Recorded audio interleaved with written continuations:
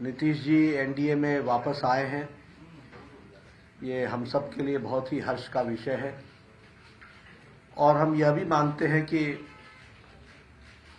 ये जो हमें बिहार ने मैंडेट दिया था, वह मैंडेट एनडीए को दिया था और जेडीयू का भी और नीतीश जी का भी नेचुरल अलायंस वो एनडीए ही है।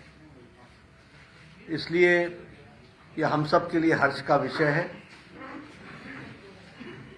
कि उनका वापस आना ये बिहार के लिए और एनडीए के माध्यम से बिहार के विकास के लिए ये एक सुखद समाचार भी है और हम सब के लिए हर्ष का विषय है।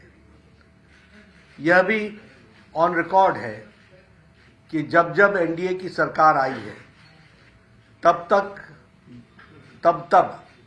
बिहार में स्टेबिलिटी और विकास की गति ने नई छलांग लगाई है। अगर हम देखें तो चाहे इंफ्रास्ट्रक्चर हो, चाहे एजुकेशन का सेक्टर हो, चाहे हेल्थ का सेक्टर हो या लॉ एंड ऑर्डर सिचुएशन हो, सभी मामलों में जब जब एनडीए ने लीड किया है और एनडीए की सरकार आई है तो बिहार हमेशा विकास की गति को एक अपने आप में गति मिली है। और इसमें भी कोई दो राय नहीं है कि वर्तमान परिस्थिति में लॉ एंड ऑर्डर एक तरीके से चरमरा रहा था।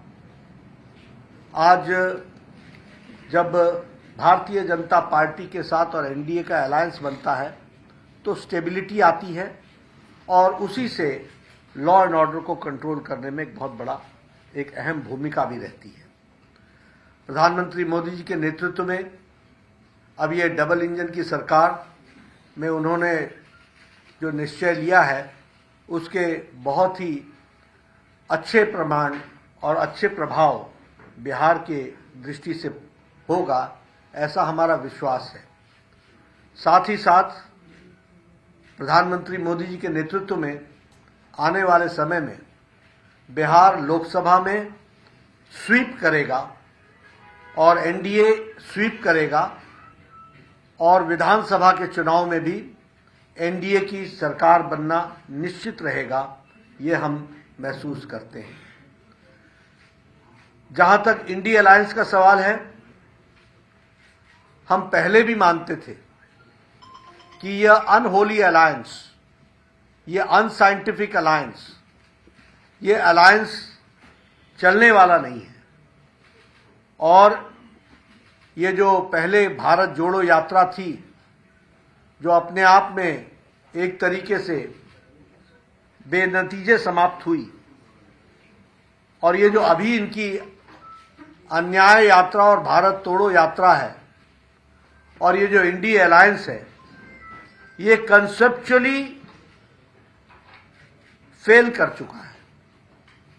बंगाल में इसको ममता जी ने अच्छा पलीता लगाया, पंजाब में जो हो रहा है वो हम सब देख रहे हैं, और बिहार में जो हुआ है वो स्पष्ट रूप से बताता है कि इंडिया अलायंस, जो ये अलायंस था, वो कॉन्सेप्ट वाइज भी और धरती पर उतरने से पहले ही यह बिफर गया है और बिखर गया है। और यहां यह भी मैं कहना चाहता हूं कि यह इंडिया अलायंस कोई और अलायंस नहीं था, ये अलायंस परिवार बचाओ अलायंस था। ये अलायंस प्रॉपर्टी बचाओ अलायंस है। ये अलायंस जिन लोगों ने भ्रष्टाचार किया है उनका जमावड़ा है, और यह अलायंस तुष्टीकरण को बढ़ावा देने वाला अलायंस है।